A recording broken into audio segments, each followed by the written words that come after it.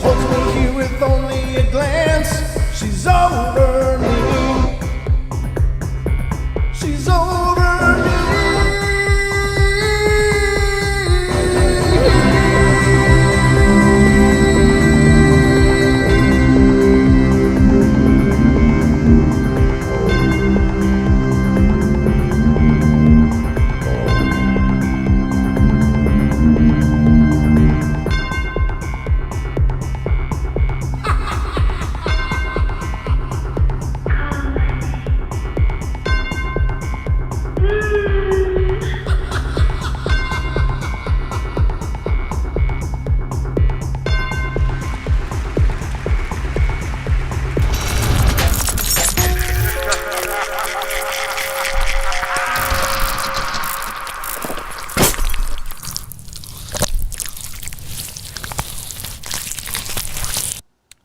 Ladies and gentlemen, welcome to the Paranormal Portal.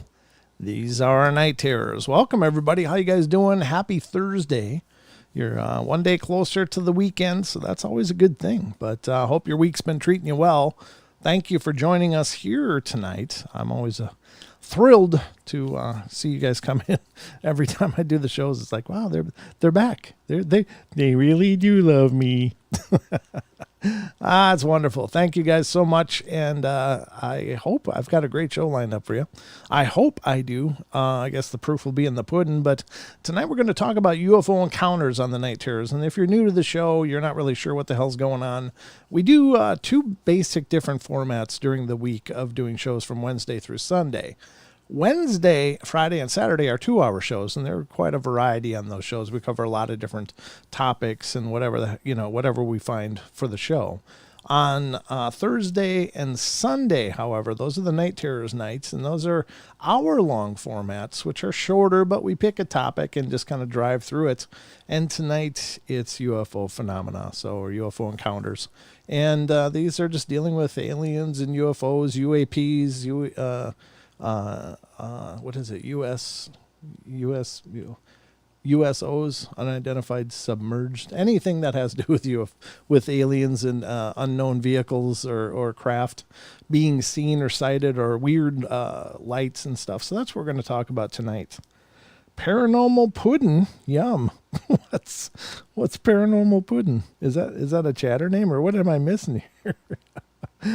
Have some paranormal pudding. That's on the paranormal buffet, I'm sure. But I hope you guys are all set for that. I'm not alone here tonight. I have my firstborn offspring, the fruit of my loins, Mr. Poor kid. He's grimacing in the screen. You can't see him yet, but his face just gets sour, and he's like, what the hell's he saying? All right, I'll put him on screen. This is, of course, my son, Sheldon Thomas, joining us right now. How you doing, buddy? You caught me quite off guard there.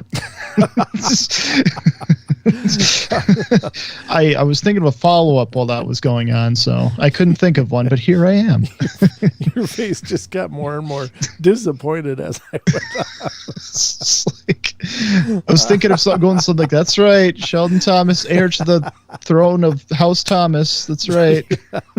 I don't know. You poor bastard. This is your legacy. Oh my God. Oh no. That was funny. Just the way your face just kept looking more like, God. That was all natural, not even scripted. I know. Well, none of this is scripted, ladies and gentlemen. This is all stupid, just on the spur of the moment. We don't even plan out this stupidity. It just happens. All natural. That's how we prefer it. We are the organic paranormal show. No chemicals were used in the preparation of the Paranormal Portal. Maybe they should be. Thomases were harmed. Maybe they should be. I don't know. Maybe that would improve things. But anyway, you're stuck with us in our natural form. But we're going to talk about UFO stuff tonight. And I think I've got some good stuff pulled up for you guys. But the phone lines will be open throughout the duration of the show if you want to call in and be a part of the discussion. You've seen some weird lights in the skies. You've seen a craft. You've had alien visitations or abductions or whatever. Feel free to call in. The number for the show is 720-985-28 720-923-0500. Is that right? 0500. Yep, it sure is. By God, it didn't change. Again, 720-923-0500. It's right up there. And Sheldon did his best Vanna White for you guys. So did my best. That's all I can do. He's not rolling vowels, but he's pointing out phone numbers. So I guess that's pretty damn good. That's right. But anyway, I hope you guys are ready because it's time for bed. That didn't work.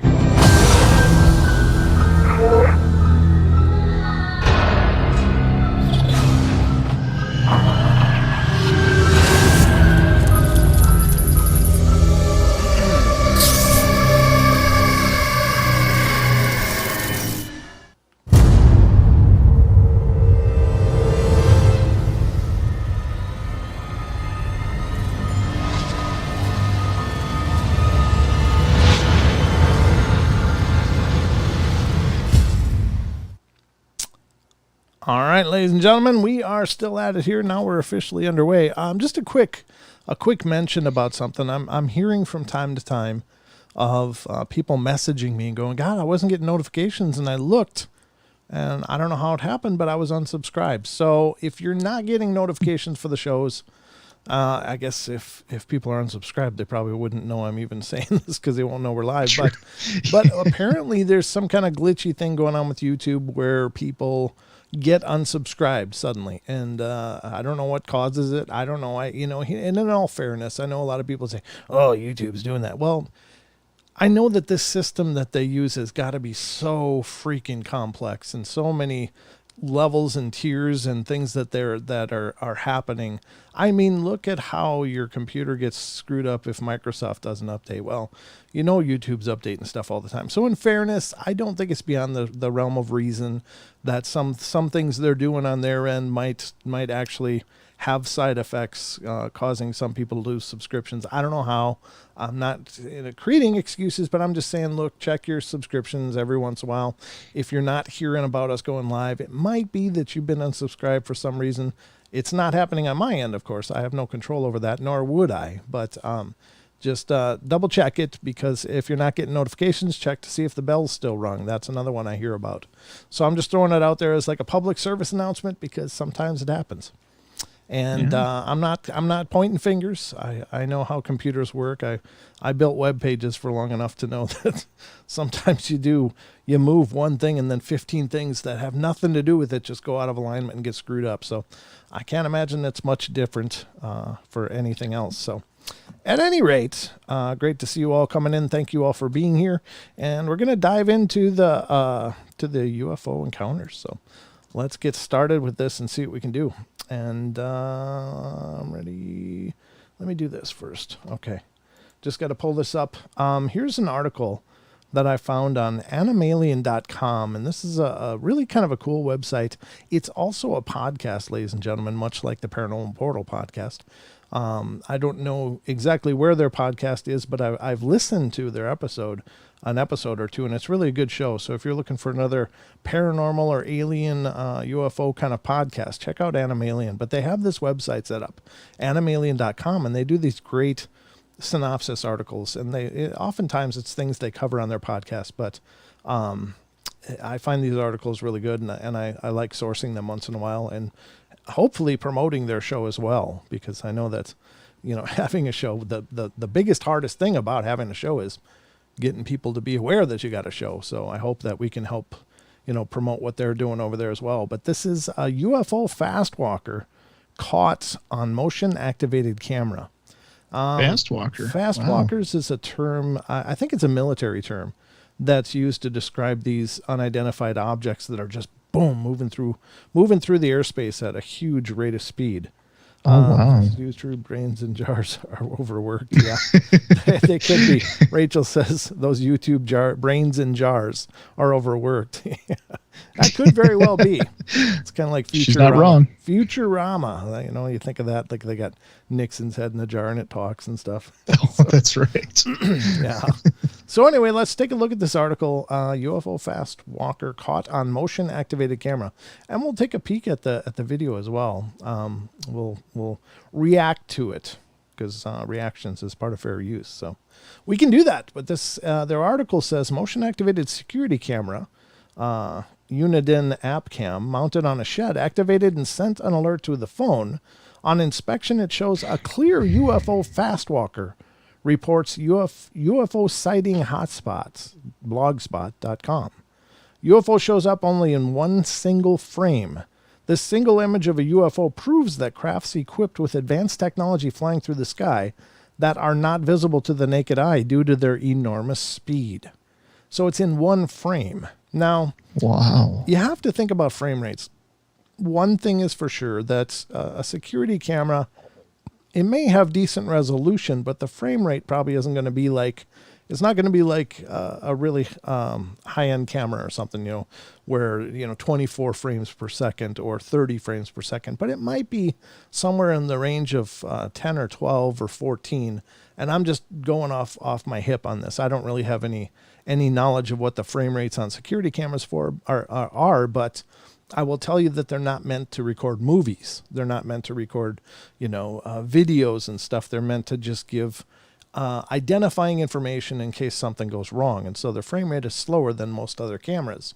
But if it's, let's say it's 14 frames per second, that means that this thing moved through an entire field of space, whatever the range of this camera is, and in literally a fraction of a second.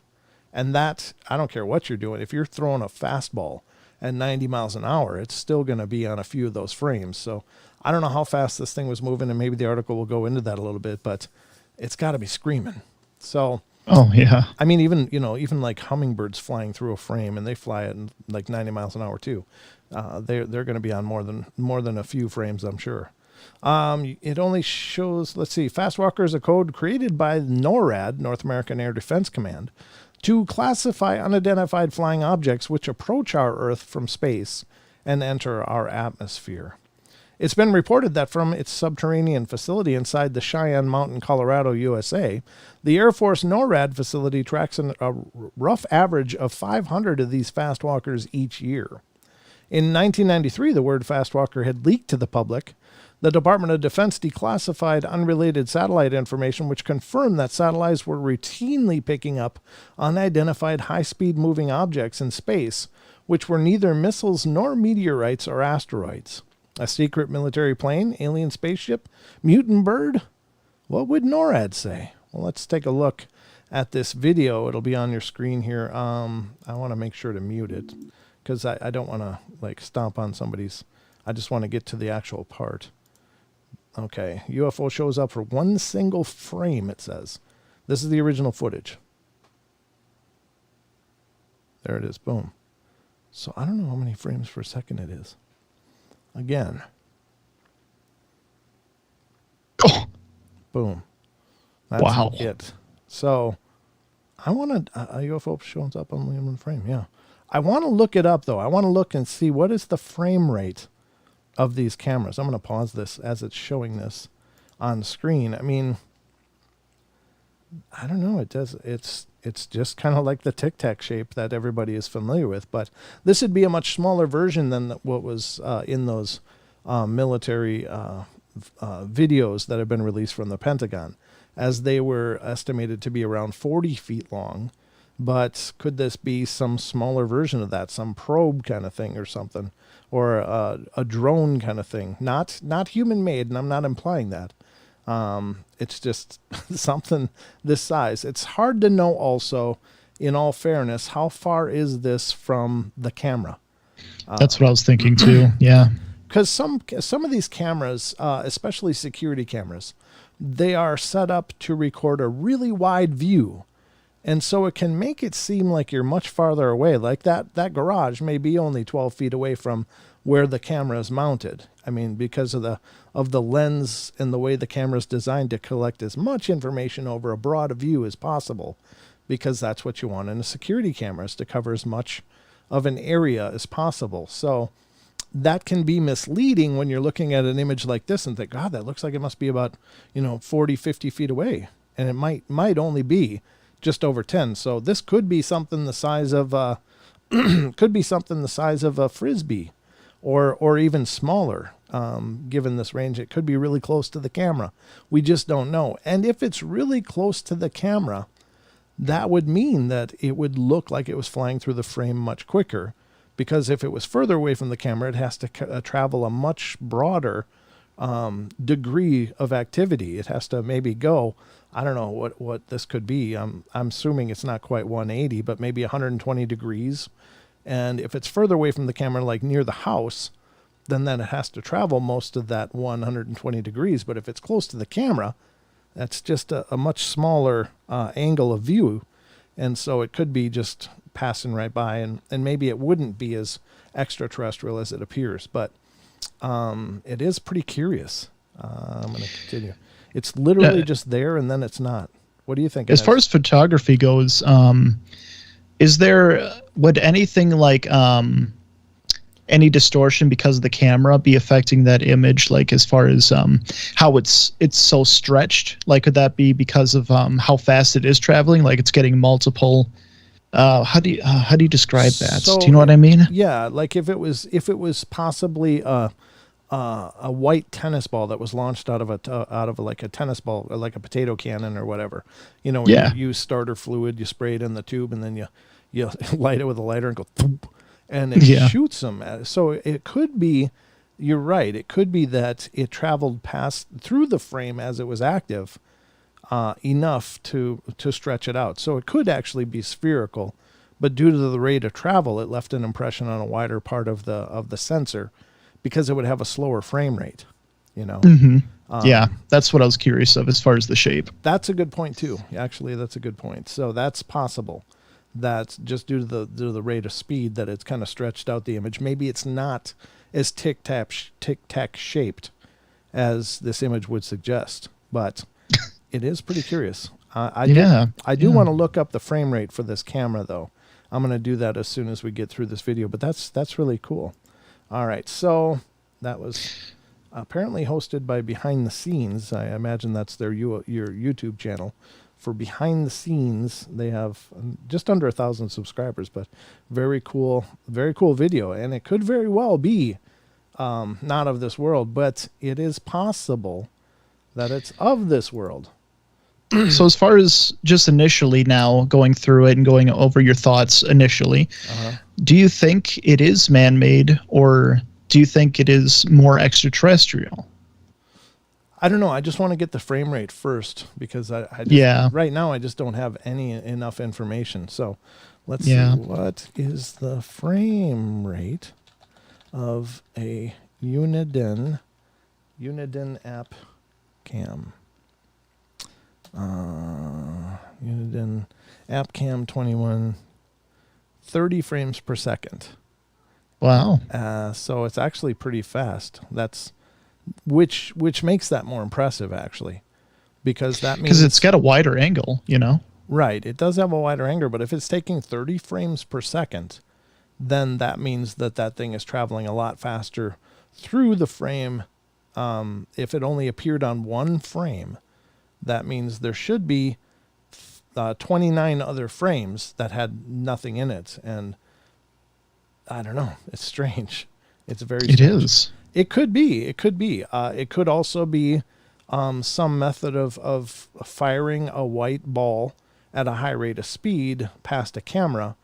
You know, in other words, it wouldn't be extraordinarily hard to hoax this, is my point. And I don't want to jump to that right off the bat, but again, anytime you see videos like this, I do think it's important to look at them with a skeptical eye, because if something is being presented as evidence, then we as the community, I think, have an obligation to at least rationally review that evidence and challenge it with logic. Because if not, and it just turns out to be just a bunch of bunk, then it affects the whole community, because everyone that said, oh, that's definitely UFO, and then you find out it's not, like, hey, we're just kidding, it was just us shooting, you know, then it makes people look stupid. And I think that we really have to challenge these things even though, many of us here are believers, maybe some of you aren't, and that's fine too.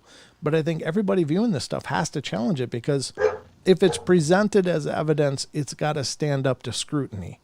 If it doesn't stand up to scrutiny, it really does affect the entire community of people that are looking for answers, and that's my position on it. I don't know if all of you out there agree with that, but I think that that's important, because if we're not challenging these things and we're just taking them on face value, then, it doesn't promote the cause of saying, hey, there's something out there. I don't know what it is. I've seen things myself. I'm looking for answers. But if everybody jumped onto it, oh, that's definitely UFO. That's definitely from outer space. Probably a Pleiadian, Zeta Reticulans for sure, And then, 3 weeks later, somebody comes out and goes, yeah, it was just me and my buddy. We were just shooting tennis balls out of a potato can, and yeah, it was just us. And then it affects all of us. It affects everybody that's a believer, because then it becomes like, those clowns thought that was real. And then it emboldens the people that aren't, that are skeptics, Yeah. So I think it's really important to challenge these things. That's just, it was a dog. That's Sheldon's dog. It's a German. That was, German Shepherd. Yeah. He's not currently being stalked by a dog, man. No. So anyway, that's my I don't know, my soapbox opinion of that. I really think it's important to challenge anything you see, and shoot possibilities at it. I think anybody that just subscribes to these things, yep, I saw it, I know it's real, I saw it on YouTube.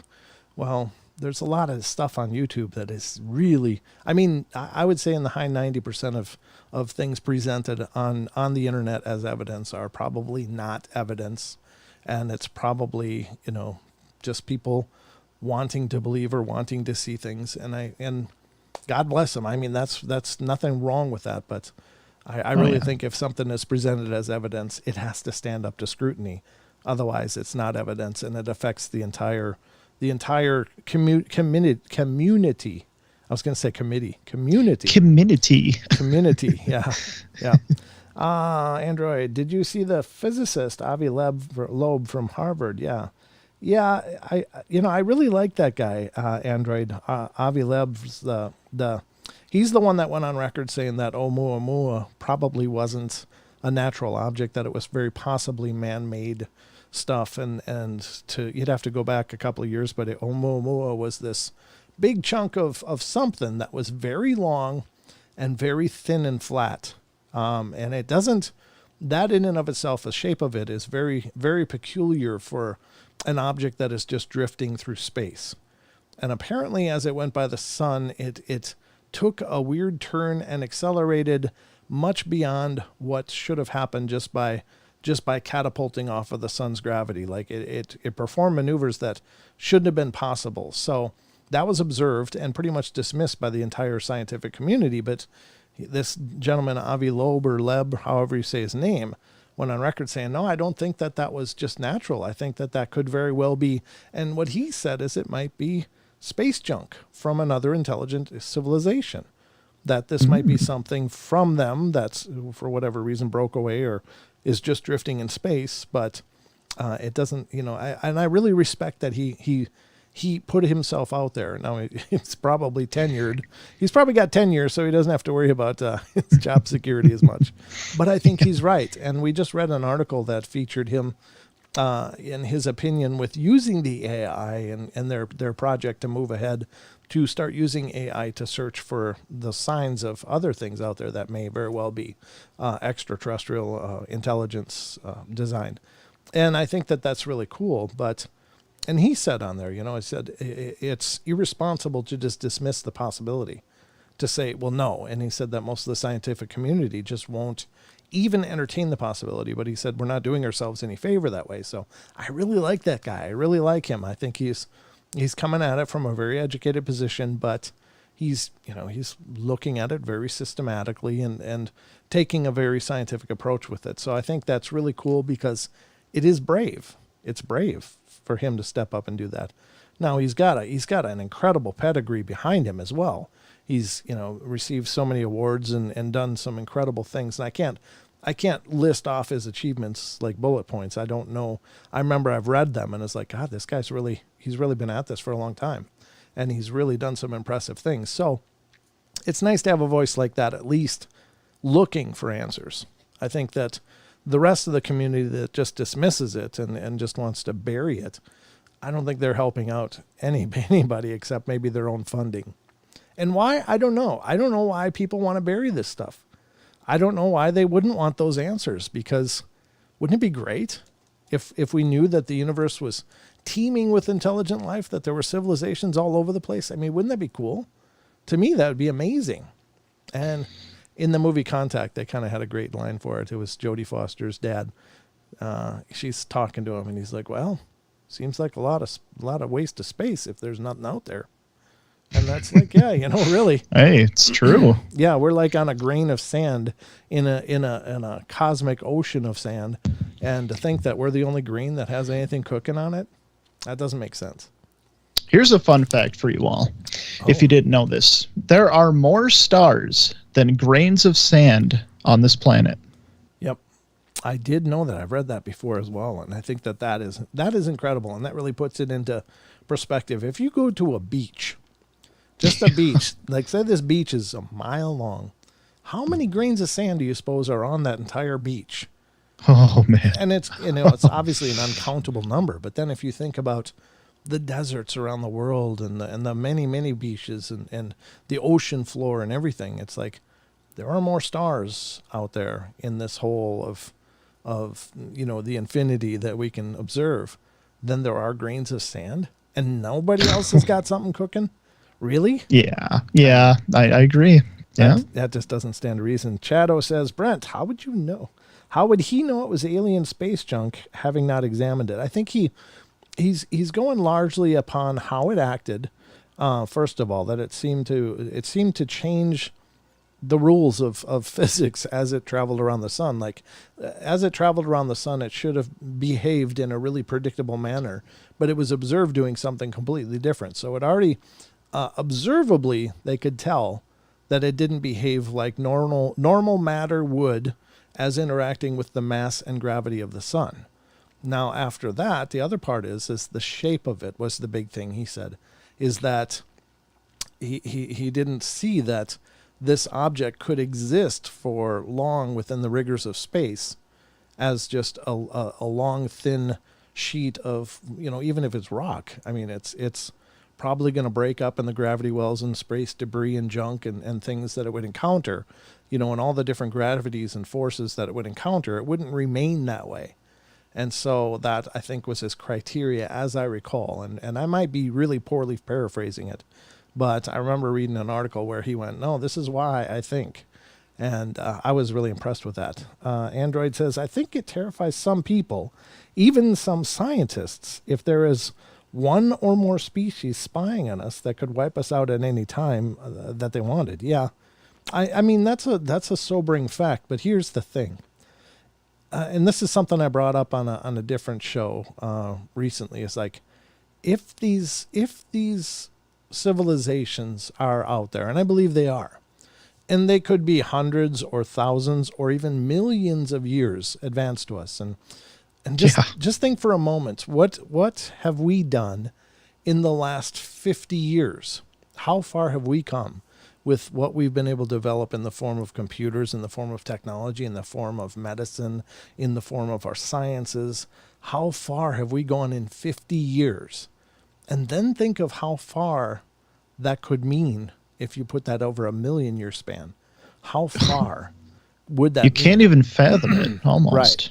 So my point in that is that if they were so technologically superior, which they would have to be to do what they're doing, which we presume is either, coming through the cosmic reaches of, this infinity and going hundreds, thousands, millions of light years, whatever, to get to us. I mean, they could have stomped us out any time. Why would they wait until we continue to become more technologically advanced with bigger weapons, bigger guns, bigger things?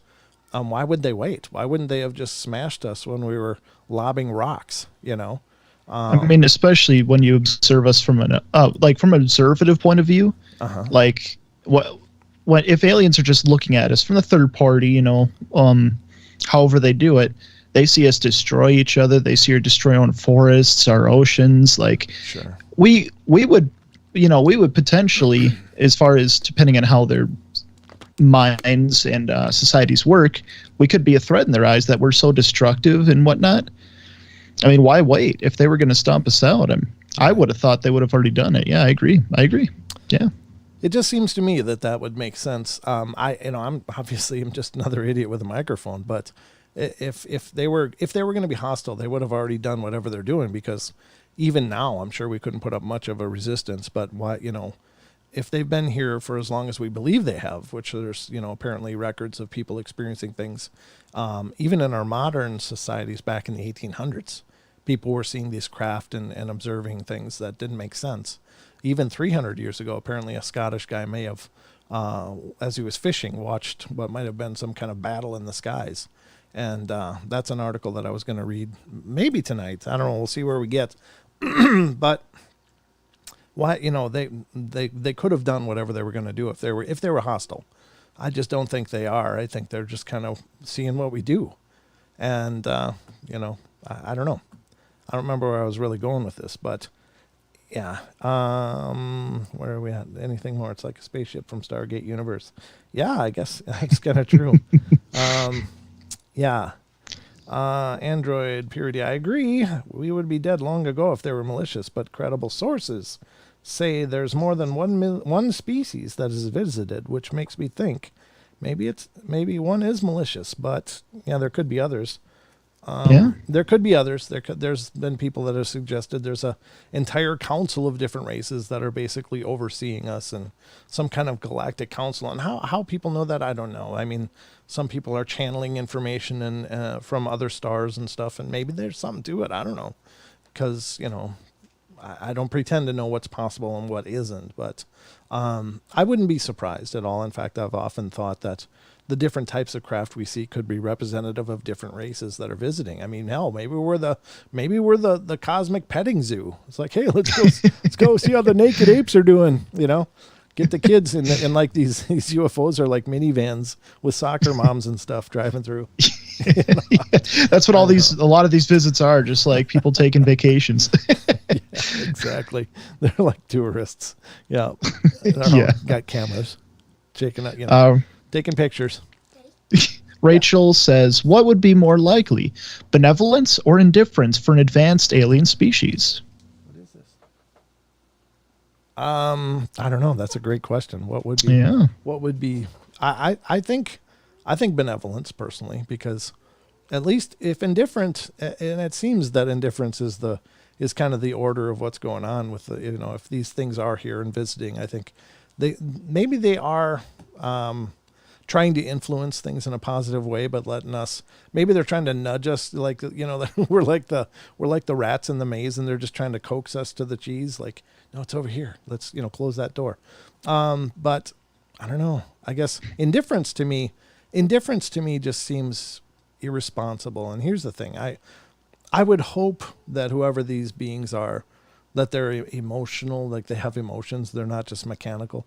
But I don't know how advanced you'd have to be to not have your heart break as you're watching people starving or watching famines, rot entire, societies away, or watching the horrors that, that are propagated upon other people by certain people. And it's, so it does seem to be an indifference that we're experiencing, but I'm hoping that they're, that maybe if they are here, and I believe they are, maybe they're going to step up to the plate and maybe take a little more active role, because obviously, there's a lot of wonderful people in this world, but there's a lot of messed up people too. And we could probably use some help.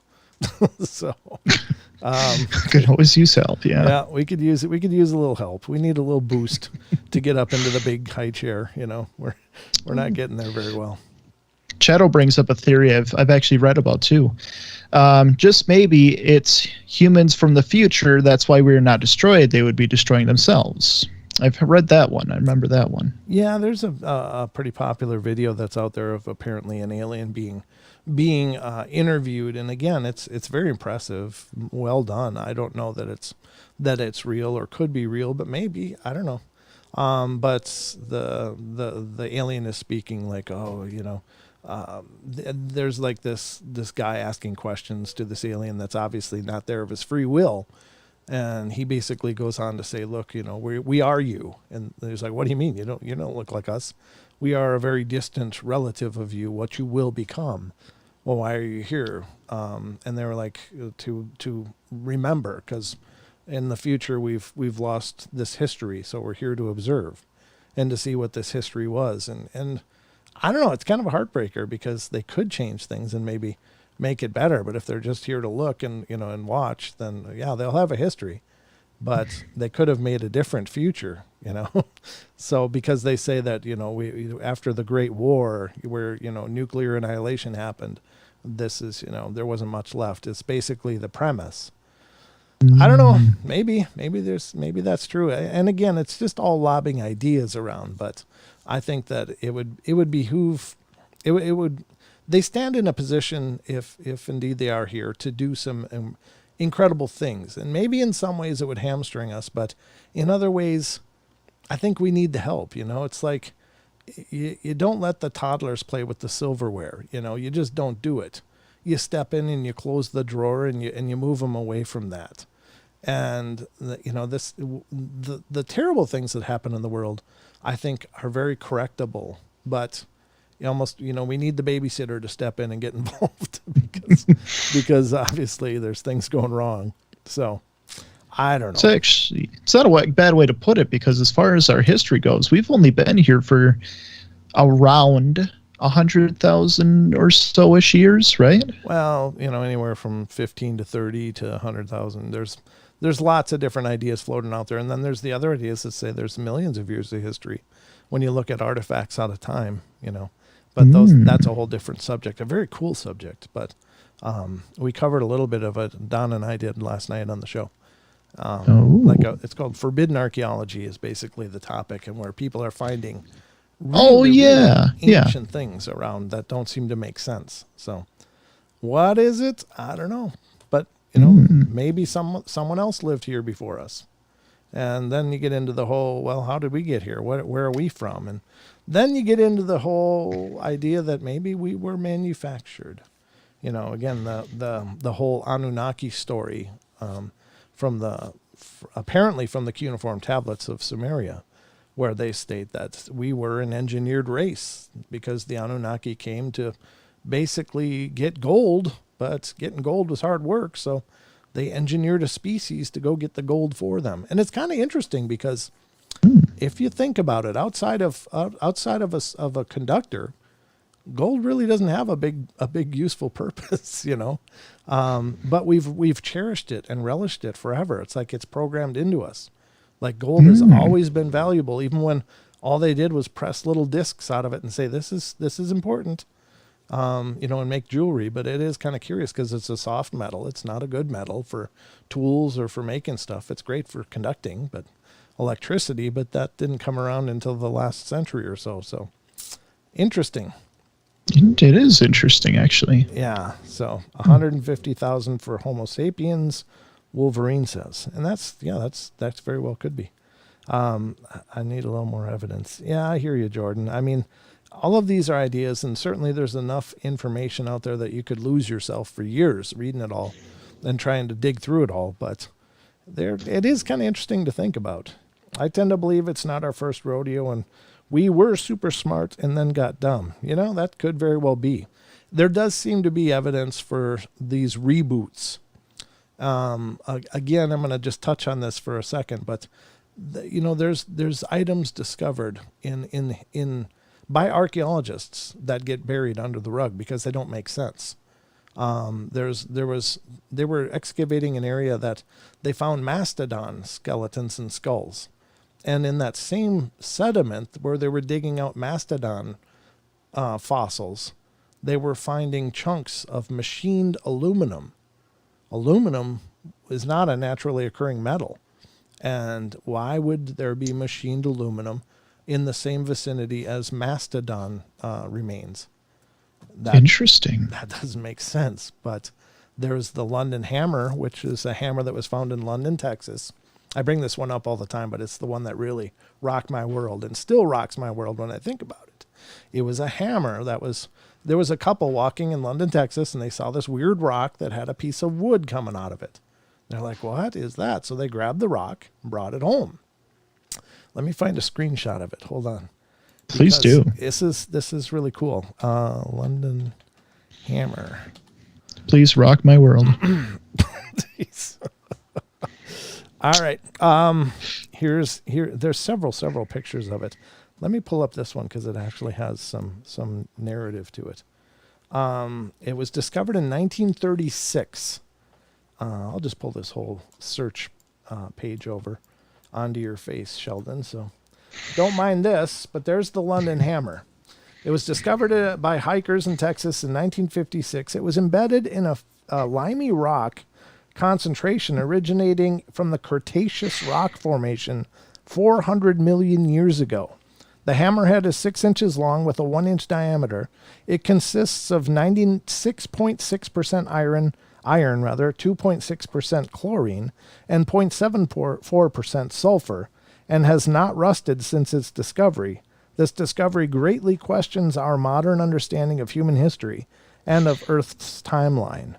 And these are all images. So basically, this wooden handle, the handle was sticking out of the rock. They brought it home and broke it, and they found this inside. The handle is made of wood, but it was so old that it was both becoming, it was petrified and turning to coal. Like part of it was turning into coal, and the other part was absolutely petrified, where it too was rock. So how do you Is that a nail in it? What am I seeing? Well, like I see that's the hammerhead. So the handle's coming out. It looks like an old blacksmith's hammer, something like that. Yeah. Maybe this is a better image of it. Let's see if I can click on it. What happens? Oops! I don't want that. I don't want that. I do not want that. I'm trying to find just images of it that might better show what we're looking at here. But maybe this one. This is by Turbo Squid. So this is basically an image of what it looks like. But how do you explain that? So these kind of artifacts have been found, and it was actually formed in this Cretaceous rock. It was embedded in it. So this hammer, either this proves time travel, where people absolutely ended up in some kind of wormhole on time and got stuck in a timeline or dropped a hammer, or this proves that there was a civilization at least advanced enough to make tools of iron that appeared around 400 million years ago. So yeah, I'm trying to think of ways that could even be debunked. Like, oh yeah, that was fake, or I have no clue though. Yeah, I actually don't know. I don't know either. I mean, it's just such a conundrum. But these kind of things, this isn't the only one. This is one of several things. This is the only one that was found in this location so far. Here's another one that's allegedly a spark plug, an artifact or a hoax. I mean, there's some people that say this stuff's all hoaxes. Maybe it is, but it's really well done if it's a hoax. At any rate, it's incredibly curious. But it might show that there was civilizations that were advanced even hundreds of millions of years ago.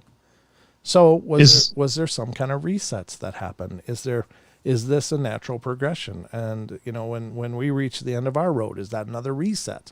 And then soon people will go. Whoever survives will scratch out a life out of the earth until they again rise up and through thousands of generations recreate some form of society and technology, and maybe they'll get it right. I don't know. As far as Chad was saying, do you happen to know by chance what the hammer is made out of and why it doesn't suffer oxidation? Yeah, I just read that. It was 97% iron, chlorine, and sulfur. Okay. So I don't know why it hasn't rusted even since it's been open, but Brent, also read what that hammer is made of and why it doesn't suffer oxidation. Yeah, I did. When I first read that, I did read that, but let me pull it back up and go over that quickly again. I don't know why it doesn't suffer oxidation, but it just hasn't. Where was that? Was it this one? No, maybe it was this one. Discovered by hikers in Texas in 1936, embedded in a limey rock concentration originating from the Cretaceous rock formation 400 million years ago. It's 6 inches long, 1 inch diameter, and consists 96.6% iron, 2.6% chlorine, and 0.74% sulfur, and hasn't rusted since discovery. I don't know why. That's nuts. Right. 400 million years ago. Right. So how could that be? Well, that's the curiosity, though, right? This is our wheelhouse. This is the unknown, the paranormal. Yes, the Smithsonian supposedly found Chinese artifacts in the Grand Canyon. Yes, that's true. I've heard of that. And then threw them away because it didn't fit the American history agenda. Well, who knows if they threw them away? I understand that there's still some areas that people can't go to. I've heard that. I don't know if that's true. This is me repeating something I've heard, suggested that people aren't still allowed in certain areas.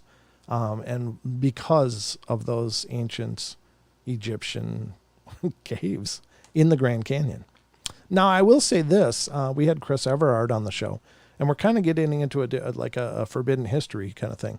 But we had Chris Everard on the show, and he's probably one of the most prolific documentarians in the modern age for the weird and strange and unknown and conspiracy stuff. But he said that, I can't remember which pharaoh, but I think it was maybe Seti or one of those. But he said that they did testing on the mummy, and they found both cocaine and cocaine residue cocaine residue in his mummy.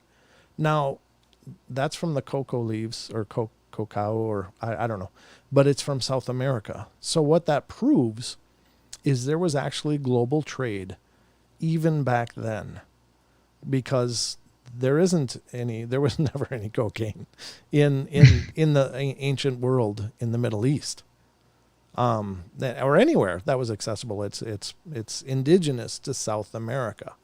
So it seems to suggest that, and there was a couple other things he said that were found that really indicate that he would have had to got it somehow. So there must have been active trade happening transcontinentally even back then, which flies in the face of a lot of history as well. So I don't know. There's a lot of curiosities in history, and the history we're given versus the history that actually happened. I don't know if we'll ever know the answers to all these questions, but there's a hell of a lot of questions. And every discovery just adds more questions to them. Okay, so Brent, those components apparently cannot be duplicated. Where did it go? The chlorine keeps it from oxidation. Oh, okay. That's interesting. Thank you. Peyton Pop, keep up the decent work, man. Way to represent, brother. Way to represent. Thank you. Just keep showing up, Peyton. That's awesome. Thank you very much. Thank you so much, man. Could humans even survive on the planet that long ago? That's a great question, Wolverine, because hundreds of millions of years ago, the oxygen rate was way higher than it is now. So that's an interesting thing, and that's always been my when we talk about things like pterodactyls being sighted, and they're still sighted even to this day, and I've often wondered, well, is it possible there's some kind of naturally occurring wormholes where these things fly in, or they just hit a certain phase and they phase into our reality for a little bit and then phase back, because we're not finding bodies, just people are experiencing these things. But then it hit me that the oxygen in our atmosphere was way higher back then, and probably people would stroke out from being exposed to that much oxygen. Now, maybe they were more physically geared towards that, and our physical makeup now is geared for this. So maybe we couldn't be in the same place as these ancient humans. We're just assuming they were humans, but maybe we would require space suits of some kind to control our oxygen to be in what environment they would find livable, or something to that effect. I just know the atmospheric makeup of the Earth that long ago, you're right, was incredibly different from what we live in now. But maybe that's our form of evolution, that nature finds a way Our bodies adapted in such a way to exist in this here and now. Whereas if we went through a time machine back then, we would need protective gear, like probably like airtight hazmat suits. Otherwise, we would go into oxygen. I don't even know what you call that. Like a saturation to the point that it would probably kill us. So interesting. Yeah. Don't be shy over a little time today. Most of us again. Don't be shy of a little overtime. Most of us are game. Hell, if you guys are talking, I'm happy to keep the show rolling. I love these discussions. I'm never absolutely ironclad on we must talk about this today. I'm happy if it evolves into something else. It's even the way I do the podcasts. Like I tell the people I interview, look, this is your time, and we're just going to have a conversation. Where it goes, and I'm thrilled to have that same experience here on the live shows with all of you. I love talking about this stuff and throwing ideas around. I love that you guys are bringing new ideas to the table. Yeah, Digger Dog says bodies adjust. Yeah, exactly. I mean, people can learn. Like, so like even in our modern day, if we were suddenly put on the peak of Everest, we would go into oxygen deprivation and probably fall into a coma. But people can adjust as they go up, and there's the Sherpas are these incredible people that are hard working in their work and guiding people into these great elevations and not having any problems with it. So you're right, bodies do adjust. So life does find a way. Very cool line, but true. Yeah, absolutely. I think it is too. Pterodactyl stream. I love that. I love that discussion, and it's a fun discussion to talk about these, the thunderbirds and the pterodactyls and the pterodons and the things people are witnessing. And incredibly enough, the witnesses are not, just these people that have no credibility. Oftentimes, these people are, professionals and are seeing things that they just don't know what to do with. And what do you do with that? I saw a pterodactyl on the way into work today, boss. Well, you can go home, get to the doctor before you have a nice day. You need your medicine. You need some time off, clearly. So, yeah. Even you, yeah, even me.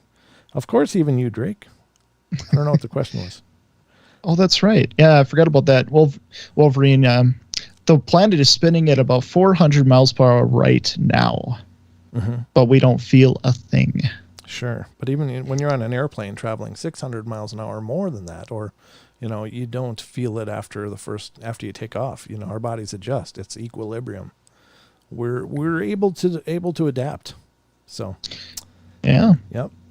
That is interesting, though, isn't it? Yeah. I mean, it's so true, like what you said when you say nature always finds a way. Yeah. Like even to the major mistakes that humans have made, like Chernobyl, they said that land would be inhabitable for, how long was it? 100 years or something like that, somewhere around there. And it's habitable right now. Well, you can literally walk up to that dome at least, but you can't go in. I don't know if it's quite that habitable, but it is. I mean, nature has definitely reclaimed that area. Although they've noticed some weird behavior from some of the natural fauna in that area, including insects. Like spider webs are a little goofy. Like they're not as symmetrical and good as spiders everywhere else. I mean, there's obviously things that have changed by exposure to that, but they do allow people to walk around in there, but you got to wear a sensor and you got to stay back from some places. And if your sensor goes off, you got to get the hell out of there. That means you're getting too close. So it's not quite that. There's some areas you can explore and it can tour, but it's very regulated and it's very carefully supervised. So. Oh yeah, you probably couldn't live there. You're right. Yeah. No, not yet. Not yet. Not yet. It'll probably be another 10,000 years. But I mean, even thinking about like that vegetation is growing, maybe a little odd, maybe a little this, maybe a little that, but it's still growing. It's still coming back to those areas. Yeah.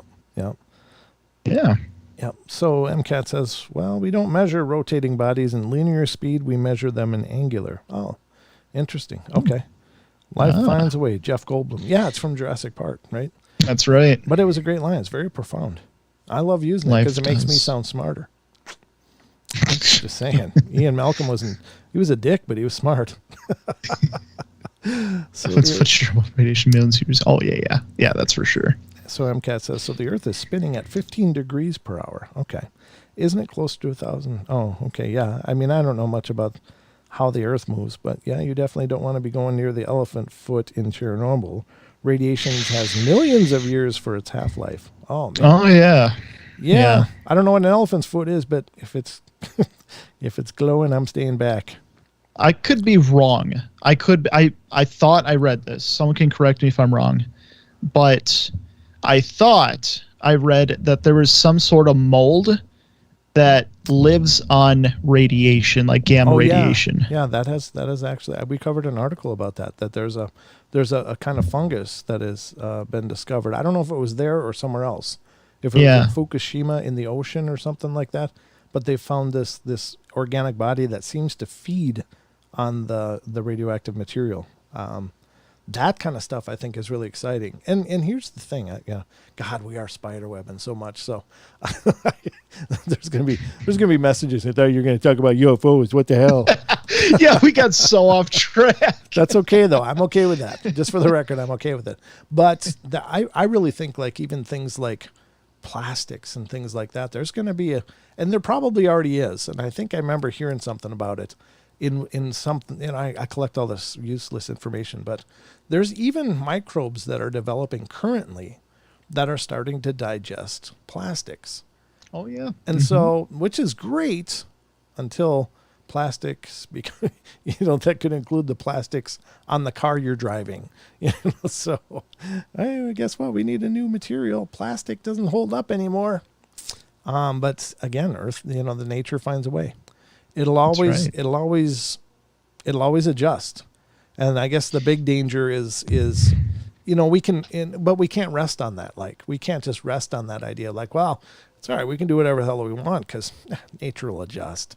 It's like, don't worry about the kids in the divorce. They'll adjust, Oh God. It's like, no, that's not the right thinking, because the problem is that nature may adjust in a way that doesn't suit our biology at all.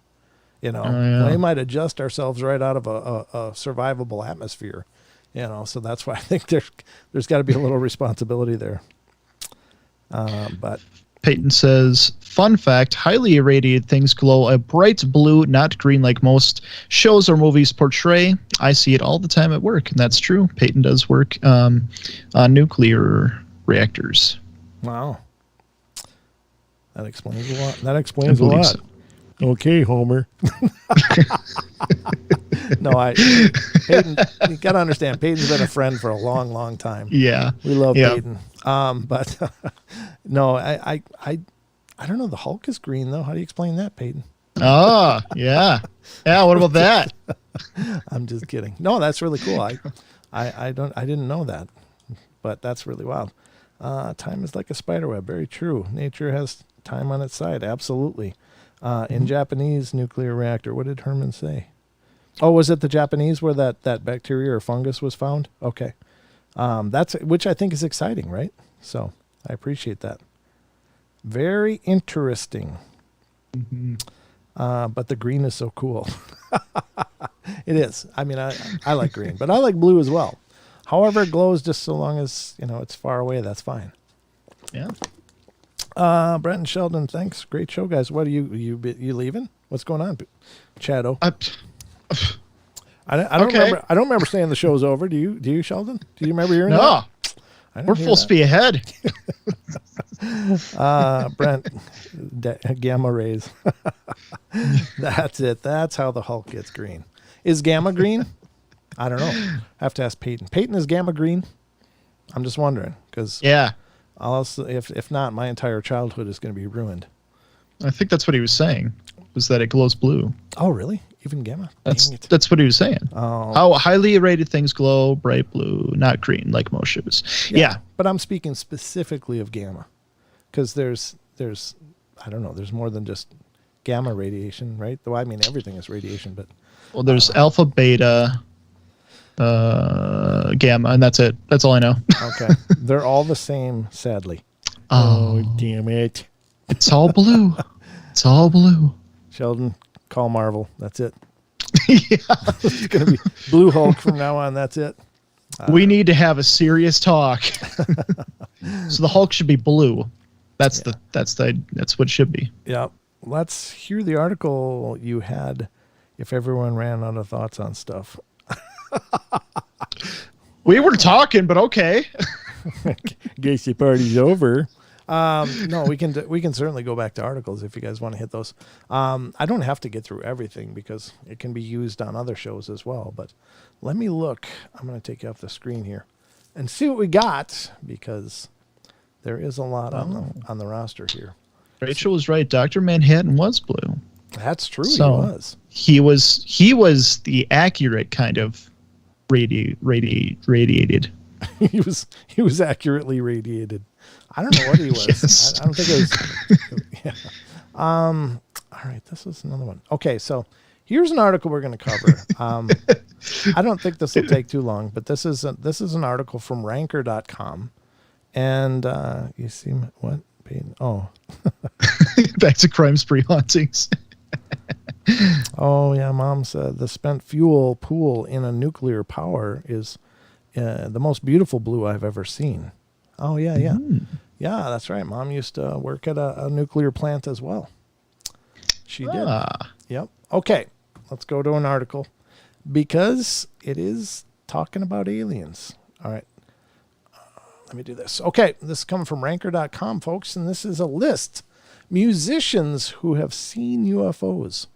This is written by Jacob Shelton from 2018, October 13th, 2018. Let's just skip the fluff, but here we go. Number 1, Nick Jonas. I thought they said musicians. Sorry. Nick Jonas claims that he saw a UFO in 2007 when he was hanging out with a buddy in his backyard in Los Angeles. He told the hosts of ITV's This Morning, I looked up at the sky and there was 3 flying saucers. I told my friend, I looked at my friend and said, are you seeing this or am I losing my mind? He was seeing the same thing. Thank goodness there's a hunk. Are we going to use that word, really? There's a guy out there who believes in UFOs. We needed somebody with pecs to make us look better, less scary. Okay. Tom DeLonge. Yeah, that's obvious. Anyway, he's of course the founder of To the Stars Academy, which I will go on record saying that's still the stupidest name for the group ever. Sounds like a freaking talent show. I don't know why they picked To the Stars Academy. All right, Ryan Adams. The 2013 singer-songwriter Ryan Adams was driving through Glendale, California one night when a huge object that was being chased by helicopters flew over his head. Unfortunately, Adams didn't snap a pic, but as he said, enough people are dead from texting and driving. Good save. Ryan Adams, UFO witness, great songwriter, safe driver. There you go. Ryan Adams. Casey Musgraves. I've never heard of her. Never heard of the last guy either, though. The country singer from Golden, Texas, may have placed 7th on Nashville Star, but she's number 1 country star when it comes to seeing UFOs. Her first experience with extraterrestrial craft was after a friend's wedding ceremony in Mexico. I was with several other people. I was on the bench after my friend's wedding after midnight, and it was the craziest movement of light in the sky. All of us watched it for like 20 minutes.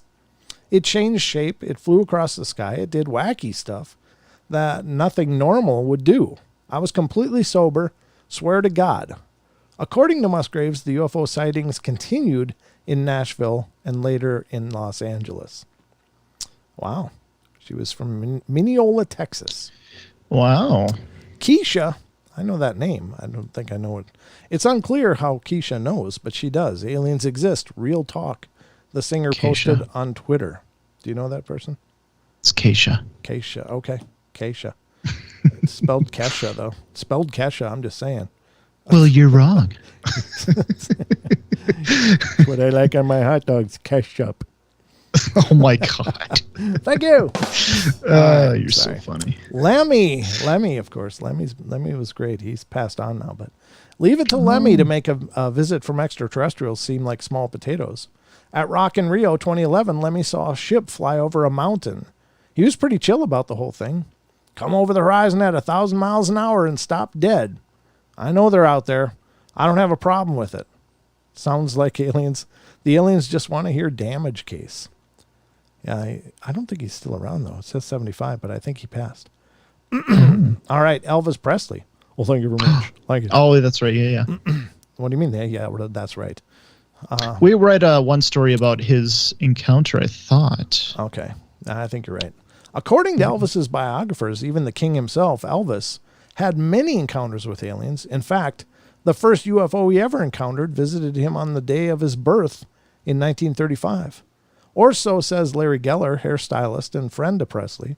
His father told us he'd gone out to have a cigarette at 2 a.m. during the delivery, and when he looked up into the skies above their little shack, he saw the strangest blue light. He knew right then and there that something special was happening, but that wouldn't be the last time Presley was surrounded by ETs. Once, when he and Geller were driving through the desert, completely sober, we're guessing, the duo saw some unusual lights, and they were moving far too quickly to be airplanes, so we just chalked it up to UFOs. Huh. That's pretty cool. Well, that'll do it. Sammy Hagar. Sammy Hagar might not be the best, might not be the best Van Halen frontman, but he's the only one that had his consciousness downloaded by extraterrestrials. In 2011 autobiography Read My Uncensored Life in Rock, Hagar got into it about his alien encounter in the 70s. It was real. Aliens were plugged into me. It was a download situation. This was long before computers or any kind of wireless. They weren't even wireless telephones. Looking back now, I was like, they downloaded something into me. He also mentioned seeing a car with no wheels, which is less cool than having your consciousness downloaded. I think he got the download. He didn't download himself. I don't know. Maybe he did. Maybe there's a copy of Sammy out there. Maybe. Lupe Fiasco. When rapper Lupe Fiasco was living in Chicago in the early 90s, he allegedly saw something out of this world. Fiasco was 11 when he woke up one morning surrounded by blue light. He was being shocked by electricity. Then Fiasco saw a black disc fly outside his window around 7 a.m. The whole encounter left him with a scar on his ankle. He's probably being tracked. Could be. Could be an implant. Robbie Williams. British pop star Robbie Williams claims he's had multiple encounters with UFOs starting when he was a child. The most outrageous claim he's made is that while he was listening to his song Arizona, which is about aliens, he was visited by a nosy ball of light. I stood on the balcony and there was this big ball of gold light that turned up. We thought it was Venus or Mars or something. Then the song stops playing and it disappears. But then we put Arizona on again and the ball turned back up. It happened four times. It's not that it's impossible that Robbie Williams saw a UFO. It's just that no one, especially not an otherworldly being capable of intergalactic travel, would want to hang out with Robbie Williams while he's listening to his own music, or just in general. Ooh, that's kind of a crappy remark there. I don't know anything about the guy, but wow. Ryder doesn't like him. I just lampooned the poor guy. He's just talking about his UFO stuff. Sean Ryder, the Happy Mondays, I don't know what that is, but first saw a UFO in the late 70s when he was 15 years old. He was up early for a messenger job and got buzzed by an alien equivalent to Top Gun's Maverick. At first, it was still, and then it just went vroom, and then again, vroom. Classic zigzag, hovering, and then went off at like 10,000 miles an hour. Like Star Trek, boom, gone. Yeah. That first sighting twisted his melon enough to send Ryder on a lifelong search for the unknown. Yeah.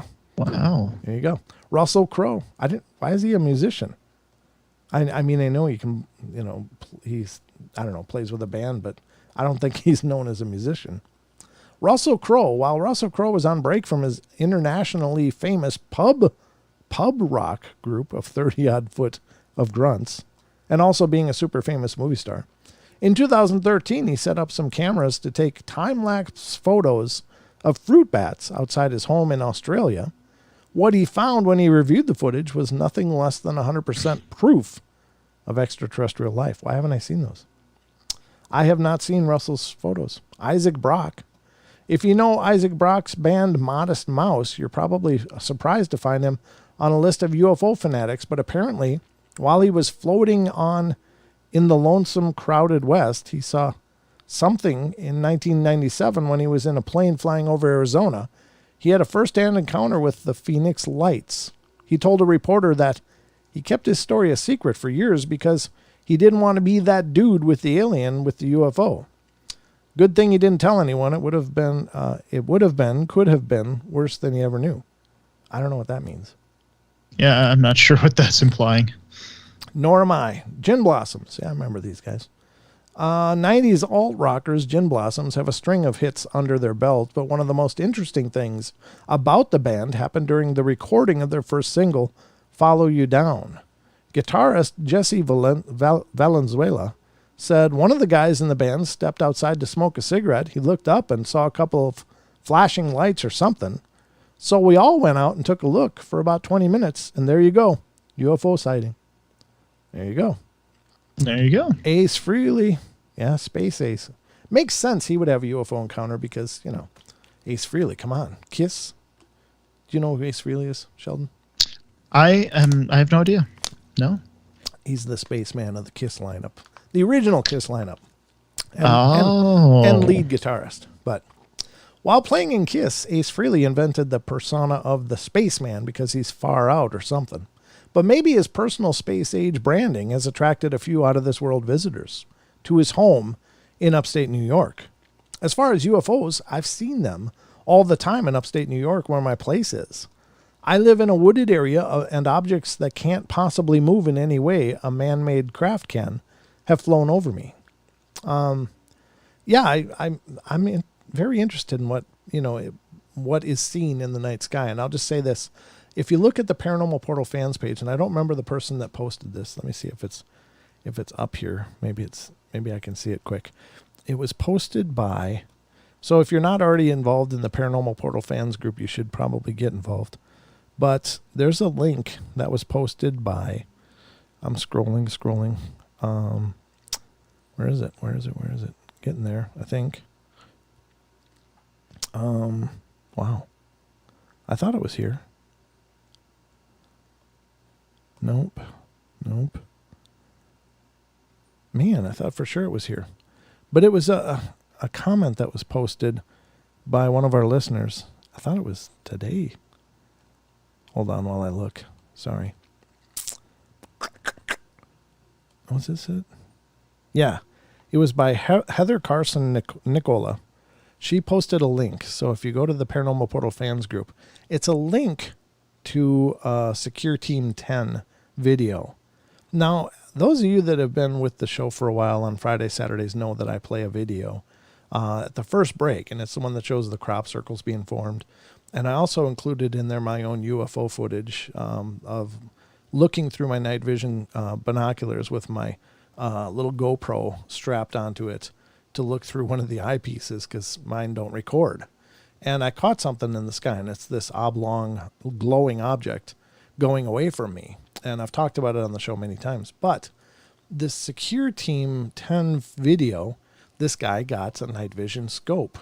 And he captured it looks very, very similar, almost identical to what I recorded here. So if you want, I can just put this link in the chat for those of you that are interested in checking it out. But you should get involved in the Paranormal Portal fans page because there's lots of comments like this being made and people taking part in conversations. But, oh, Jesus, that's a big link. That's an ugly link. Hold on. I don't know why it did that. I don't know why it does that. It gives me this, 15 lines of Facebook link, and I don't want that. Oh. Let me just pull this up for a sec while I get there. I'm going to have to pause This 15-year-old genius. All right. Yeah. This 15-year-old genius. Let me share the video. Copy. Okay. I just got the link from YouTube, but it's a really cool video. It's a little bit lengthy, but he's got some good footage on there that I think is pretty interesting. So that's from Secure Team 10. If you're not familiar with that YouTube page, you should be. He's got a lot of subscribers.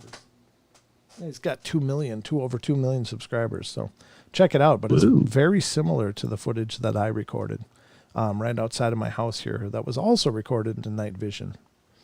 Oh, here's Tila Tequila. I remember her. I don't know whatever happened to her.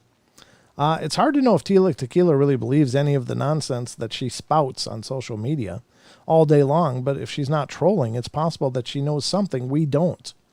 In 2010, Tequila made a Facebook post about being visited by 3 dark man-made grays. Man-made grays? I didn't know we were making those too. What? The gray aliens, I guess she thinks they're man-made, who are trying to scare her into something. If you're super confused, the grays are essentially the aliens that landed at Roswell, though they didn't land at Roswell.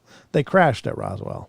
And while they do technically have clones, we don't know what all this man-made nonsense is about. Maybe it's the best that we don't know. Yeah. Basement Jacks. I don't even know who this is. That's the end of the list. I guess we're going to read it. In 2014, Basement Jacks member Felix Burton told New Magazine and The Observer about a UFO he saw while recording songs for their album Junto. I saw something very still and glinting in the sky, like light reflecting off a car. It looked like a flying saucer. Basically, I didn't see aliens waving at me. It was in the middle of the afternoon last April. I was having a cup of tea with a singer, and we were chatting, and outside the window, there was this thing hovering over London. There you go. Sounds like what you saw, Sheldon. Yeah, it does. Right? Right? Yep. Okay. Mm-hmm. Well, that's that article. And let's see. We got a $5 donation from Android. Android stepping it up. Thank you, brother. Thank you so much. Thank you. Thanks for the overtime, guys. Well, we're not quite done yet, folks, because we got to get into the trail cam terrors. Oh, that's right. Oh, that's right. We can't forget. Nope, we can't. So let's get to the trail cam terrors right now, folks. Are you ready? Here it goes.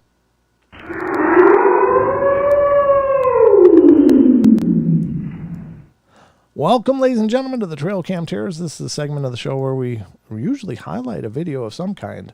We started out with highlighting trail cam photos, but I kind of ran out of those because a lot of the trail cam photos that are weird and I don't know, mysterious. Let me get this. Are really not very paranormal. So I didn't want to showcase those on the show, but we did showcase a bunch of them, and then we've kind of moved and evolved it into whatever's captured on cameras. And it can be security cameras, can be people's Ring doorbell cameras. It can be anything. But I do, it's usually video stuff. But let me do this and put this over here and then do this and then do this. I'm doing all kinds of stuff behind the scenes. It's time to start planning for back to school. I got to skip the ad, so just bear with me a second, folks, as we get into this. Here it is. Okay. Yeah. So this is coming from, it's from Kayum, their video channel. But the article that I got this from was from unexplained-mysteries.com, and it's a video shows guard being attacked by a ghost. First, I'll read the article. A Colombian mayor has posted up a video featuring, featuring bizarre footage of an alleged paranormal attack. In a clip posted on his Facebook page, Jose Manuel Rios Morales, who is the mayor of Armenia, shared footage of a security guard who was allegedly attacked by an invisible entity. Sure enough, the grainy black and white video clip does appear to show something strange going on. In the video, the guard can be seen suddenly throwing himself against a wall, falling to the ground and crawling backwards, all while seemingly being harangued by an unseen assailant. Apparently convinced of the supernatural nature of the guard's ordeal, Morales has since called for a little bit of divine intervention to help remove any malicious forces from the area. I want to give everyone a little peace of mind and let them know that in the company of the bishop and other religious leaders, we will bring God's blessing to every corner of this workplace, he said. We ask for respect and a union in prayer. We assure you that nothing can steal our peace and tranquility because we are protected in the hand of our Lord. But was the guard actually being attacked by a ghost, or is there another explanation? You can check out the clip for yourself. It's just what we're going to do. Again, this is coming from Kaiyum, their channel, Kaiyum. And I'm just leaving it muted because we're going to just show this. Here you go. Let's see what's going on. There's something's already happened here. He's on the ground and being attacked by some invisible force and static. Boom, there he goes. I don't know what just happened. It's like he got shoved into that wall, right? Now he's on the ground, shining his flashlight around, trying to get away from something. But it doesn't look like he knows what. And then help. Oh, there he goes. He got shoved again. Something does not like this guy. And here comes backup. I don't know what to make of that. I think a lot of things, actually. But I think it could just be a great work comp claim. Could be. Or it could be the guy was really pushed by something. I don't know. Those are tough. I know that generally speaking, when we hear about things happening in like Hispanic countries like Mexico or whatever, I think this was Mexico, wasn't it? Yeah, the mayor of Armenia. I don't know where Armenia is, but I think it's in Mexico. They tend to treat this kind of stuff more seriously than we would in the Western world. Like if that happened here, it'd be like, oh, you must have tripped on something and fell against the wall. I'm sure you weren't attacked. And if you claimed you were attacked, you'd be getting tested really, really aggressively. You wouldn't get the whole, let's call the bishop in and get a blessing. You'd get the whole, let's give you a 3-day trip to the ward to have them check you out because something's wrong. But there it is, folks. That's today's trail cam terror. I don't know. Do you think he was really attacked? Or do you think it might be just a classical case of, I need some attention? It's up to you to decide. Never know. Yeah. Never know. But that concludes tonight's episode of the Trail Cam Terrors.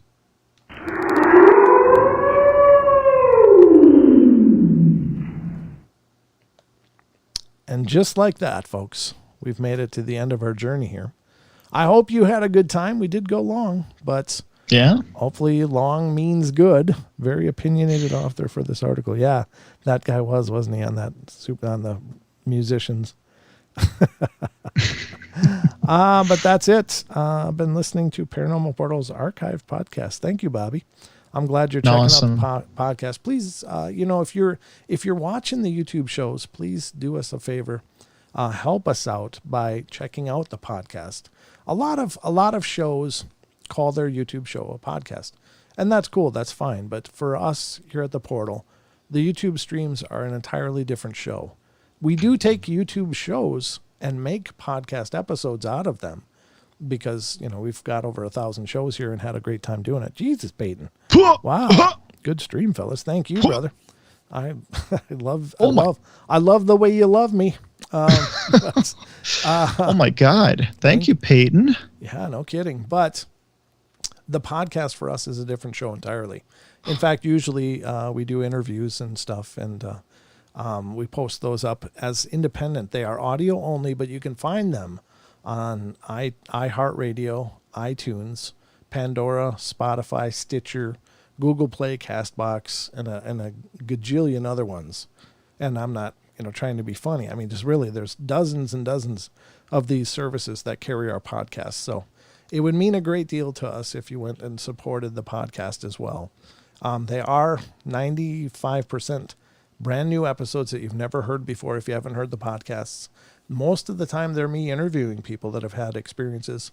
But hopefully you'll check those out. And if you do, if you check them out on whatever player you check them out, if there's an opportunity to leave a review, we'd appreciate that as well. That means a lot. And so it's just another way to keep up with what we're doing and help support our shows. So the more the merrier. And please, anybody that's out there, please spread the word. If you like what you're seeing on YouTube, please host these videos on your Facebook page or on whatever social media you can. Help spread awareness of what we're doing here. It's most of it's just a labor of love. Like we're not getting, huge compensation from any of this, but we love doing it. So if you wouldn't mind supporting that and helping us spread the word, that would be it would be amazing to us. It would really help because there's 11 zillion shows out there of people doing a lot of the same things we're doing. It's tough to get people to notice. So if you can help with that, we'd appreciate it. But anyway, that's all we got, folks. Anything you want to say, Sheldon? Absolutely. Another way to connect with us and with the community as well is the Discord that Dad and I set up together. Just putting the link down in the chat if you want to join and connect with everyone else and just engage the community that much more. Yeah, thanks for that, buddy. I appreciate that. And thanks for all your hard work on that, too. You did a great job.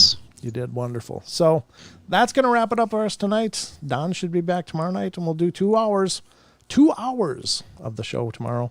So I hope you'll join us right here on YouTube or on tfrlive.com, where we'll be simulcasting and on iHeart, TuneIn, and TalkStream Live. So that's when I say iHeart, that doesn't mean it's, the podcast again, just so you know.